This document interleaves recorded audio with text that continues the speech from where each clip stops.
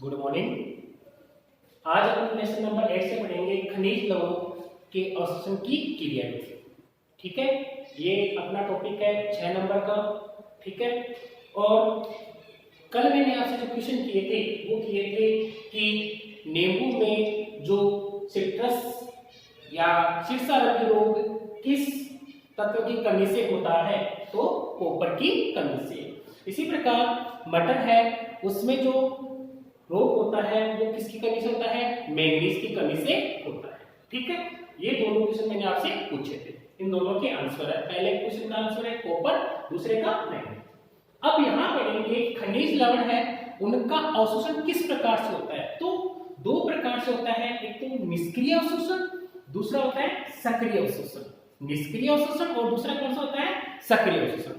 अब सीधी सी सिंपल एक बात करेंगे तो निष्क्रिय अवशोषण में एटीपी खर्च नहीं होती है, जबकि सक्रिय अवशोषण में एटीपी खर्च होती है।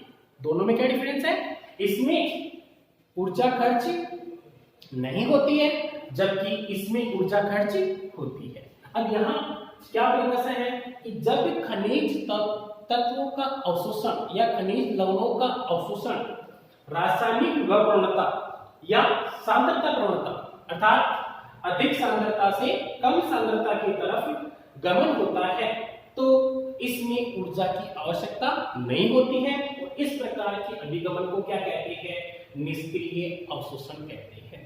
दोबारा डेफिनेशन देख लीजिए, जब खनिज लवणों का अवशोषण रासायनिक प्रवणता सांद्र प्रवणता के अनुसार अर्थात अधिक सांद्रता से कम सांद्रता की तरफ गमन होता है, तो इसमें ऊर्जा की आवश्यकता नहीं होती है, और इसे कौन सा अवशोषण कहते हैं, निष्क्रिय अवशोषण कहते हैं। ठीक है, अब बात करते हैं अपन यहाँ कि जो निष्क्रिय अवशोषण है उसके लिए 3 सिद्धांत दिए गए हैं। निष्क्रिय अवशोषण के लिए कितने सिद्धांत दिए हैं, 3। पहला है सहती प्रवाह सिद्धांत, दूसरा है आयन विनिमय सिद्धांत, और तीसरा है डोनेल साम्य अवस्था सिद्धांत। पहला सहती प्रवाह सिद्धांत, दूसरा आयन विनिमय सिद्धांत, और तीसरा है डोनेल साम्य अवस्था सिद्धांत। अब देखिए फर्स्ट सहती प्रवाही सिद्धांत क्या है। ठीक है, तो इस सिद्धांत के अनुसार जब प्लांट में कौन सी क्रिया होती है, वाष्पोत्सर्जन की क्रिया होती है। आपने पढ़ा था वाष्पोत्सर्जन से संजन तनाव सिद्धांत।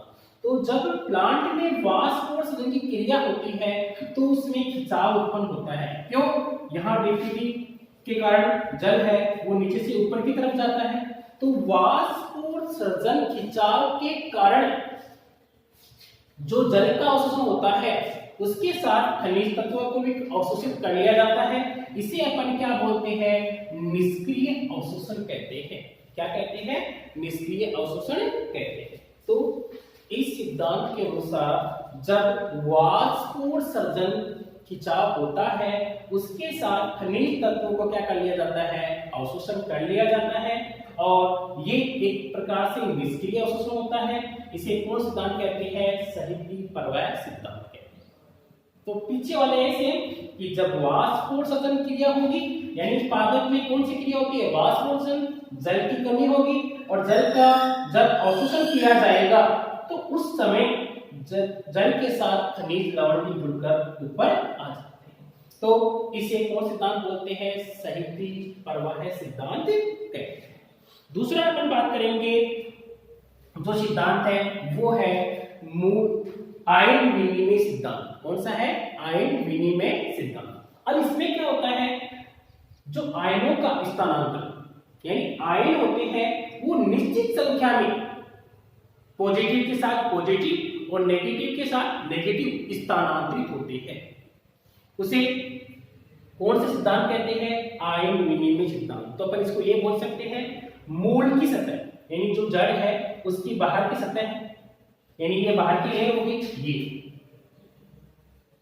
और बाह्य विलयन। अब मूल के बाहर क्या होगा, जो भी घुले हुए लवण है जल के साथ, तो विलयन, तो मूल की सतह व बाह्य विलयन के बीच निश्चित संख्या में पॉजिटिव आयन, धनात्मक आयन और ऋणात्मक आयन धनात्मक आयन और ऋणात्मक आयन अपनी तरह आवश्यक आयनों के साथ स्थानांतरित हो जाते हैं, जिसे क्या कहते हैं, आयन विनिमय सिद्धांत कहते हैं। तो मान लीजिए ये मोल की सतह है, ये मोल की सतह होगी और बाहर ये क्या हो गया है, विलयन। अब इनका स्थानांतरण पॉजिटिव के साथ पॉजिटिव, अगर नेगेटिव के साथ तो क्लोराइड के साथ, तो निश्चित संख्या में आयनों में अपनी तरह के आयनों का विनिमय होना क्या कहलाता है, आयन विनिमय सिद्धांत कहलाता है। इसके लिए एग्जांपल है, पोटेशियम आयन है वो H+ आयन के साथ चला जाता है, इसी प्रकार क्लोराइड या क्लोरीन है वो Br के साथ चला जाता है। तो धनायन के साथ और ऋणायन के साथ आयनों से स्थानांतरित होता है, विनिमय हो जाता है। इस सिद्धांत को क्या कहते हैं, आयन विनिमय सिद्धांत। यानी यहां पर तो किसके कारण क्रिया हुई, वाष्प और सजन के कारण क्रिया हुई, और क्या हुआ, यहाँ पर खनिज लवणों का अवशोषण हो गया।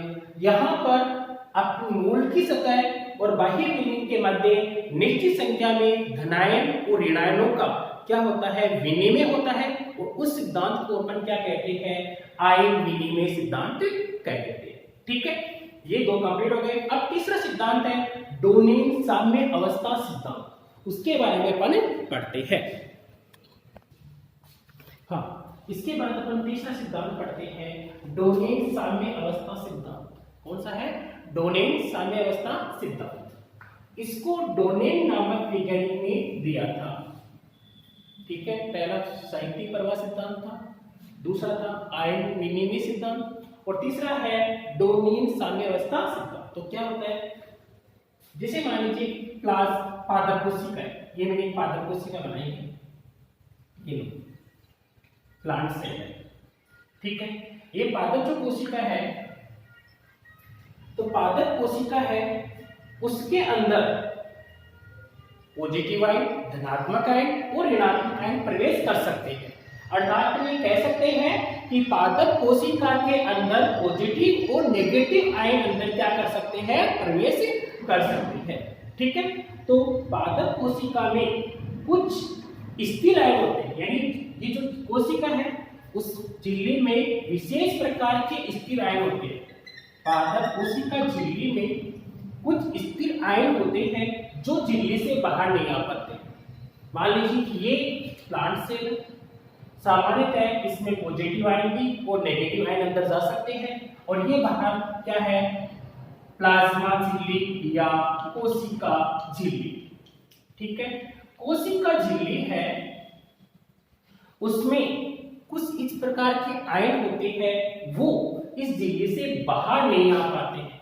यानी अंदर कोई आयन है वो कहाँ नहीं आ पाता, बाहर नहीं आ पाता। तो ऐसे आयन को अपन क्या कहते हैं, स्थिर आयन कहते हैं। एक बार दोबारा देखना चित्र है, डोने ने दिया था और क्या कहा कि कोई पादप कोशिका है, उसमें पॉजिटिव चार्ज भी जा सकता है आयन और नेगेटिव आयन भी जा सकता है। ठीक है, फिर ये कहा कि कोशिका झिल्ली है वो कुछ आयनों के लिए वो कुछ आयनों को बाहर नहीं आने देती। ऐसे आयनों को क्या कहते हैं, स्थिर आयन कहते हैं। ठीक है, तो सामान्य अवस्था होती है, जब सामान्य अवस्था होती है तो जितने पॉजिटिव चार्ज अंदर होते हैं उतने नेगेटिव चार्ज बाहर, यानी दोनों साम्य अवस्था में होते हैं, जितने धनायन उतने ही ऋणायन। तो वह कोशिका कौन सी अवस्था में रहती है, साम्य अवस्था में रहती है। इसे कौन सा कहते हैं, डोनेन साम्य अवस्था का सिद्धांत। सामान्य अवस्था में जितने पॉजिटिव चार्ज अंदर प्रवेश करते हैं उतने ही नेगेटिव चार्ज कहाँ निकलते हैं, बाहर निकलते हैं। इसे संतुलित अवस्था कहते हैं। तो इसे क्या कहा जाता है, डोनेन साम्य अवस्था। अब यहाँ ये कहा गया है कि अगर मान लीजिए इस प्लाज्मा झिल्ली है या कोशिका झिल्ली है, इससे ऋणायन कहाँ नहीं आ सकता, बाहर नहीं आ सकता। तो इस कंडीशन में यहाँ इसको संतुलित करने के लिए इसके अंदर क्या चला जाता है, नेगेटिव आयन चला जाता है, जिसके कारण ये क्या हो जाती है, संतुलित और इसे क्या कहते हैं, डोनेन साम्य अवस्था कहते हैं। ठीक है, तो क्या हुआ कि जब कोई सामान्य अवस्था में तो जितने पॉजिटिव चार्ज अंदर आते हैं उतने नेगेटिव चार्ज कहाँ आते हैं, बाहर आ जाते हैं। परंतु जब किसी प्लाज्मा झिल्ली से स्थिर आयन बाहर नहीं आ पाते हैं तो उसको संतुलित करने के लिए पॉजिटिव आयन कहाँ चले जाते हैं, अंदर चले जाते हैं, और पॉजिटिव आयन अंदर चले जाते हैं तो इस क्रिया को क्या कहते हैं, डोनेन साम्य अवस्था कहते हैं। तो डोनेन साम्य अवस्था में क्या हुआ, क्या क्या देखा आपने, दोबारा देख लीजिए एक बार अच्छी तरह इसको, कि पॉजिटिव नेगेटिव आयन दोनों जा सकते हैं कोशिका के अंदर, साम्य अवस्था में जा भी सकते हैं, आ भी सकते हैं बाहर, परंतु कुछ आयन स्थिर रहते हैं जो झिल्ली से बाहर नहीं आते हैं, उन्हें क्या कहते हैं, स्थिर आयन। अब ये मैंने चीजें बनाई है, तो यहाँ मान लीजिए नेगेटिव चार्ज है वो इस झिल्ली से बाहर नहीं आ पाते हैं, तो इसको संतुलित करने के लिए पॉजिटिव आयन अंदर चला जाता है, इसके कारण ये क्या हो जाते हैं, संतुलित, और इसको क्या कहा जाता है, डोनेन साम्य अवस्था सिद्धांत कहा जाता है। तो आपने तीन पढ़ लिए। पहले सबसे पहले कौन सा पढ़ा है, साहित्यिक प्रवाह, दूसरा आपने पढ़ा है, इसके बाद में आपने आयन विनिमय सिद्धांत, जितने आयन अंदर जाएंगे उतने ही बाहर, उसमें पॉजिटिव के साथ पॉजिटिव और नेगेटिव के साथ नेगेटिव। तीसरा है डोनेन साम्य अवस्था सिद्धांत। इसके बाद अपन पढ़ते हैं नेक्स्ट, हाँ, जो आज हमने पढ़ा है उसका अपन रिवाइज करेंगे। तो सबसे पहले हमने पढ़ा है निष्क्रिय जल या खनिज अवशोषण। इसमें क्या होता है, एटीपी खर्च नहीं होती है। फिर हमने तीन सिद्धांत पढ़ लिए। फर्स्ट कौन सा है, साहित्यिक प्रवाह सिद्धांत। दूसरा हमने कौन सा पढ़ा है, आयन विनिमय, और तीसरा पढ़ा है डोनेन साम्य अवस्था। ठीक है, तो यहां पर जो क्रिया हुई है वो किस कारण हुई, वाष्पोत्सर्जन के खिंचाव के कारण, और जल के साथ खनिज लवण का अवशोषण कर लिया गया। आयन विनिमय में क्या हुआ कि जो धनायन के साथ धनायन, पॉजिटिव और नेगेटिव आयन है, उनके साथ आयनों का क्या होता है, विनिमय होता है, और उस सिद्धांत को क्या कहते हैं, आयन विनिमय सिद्धांत। डोनेन साम्य अवस्था में क्या होता है कि जब कोई प्लाज्मा झिल्ली है उसके अंदर की तरफ कोई नेगेटिव आयन है, वो अगर बाहर नहीं आ पाते हैं, इन बाहर नहीं आएंगे तो इन्हें क्या कहेंगे, स्थिर आयन कहेंगे, और बाहर नहीं आ पाते हैं तो इसके अंदर कौन सा चार्ज चला जाता है, पॉजिटिव चला जाता है अंदर की तरफ, जिससे ये साम्य अवस्था हो जाती है। इसे कौन सिद्धांत कहते हैं, डोनेन साम्य अवस्था सिद्धांत कहते हैं।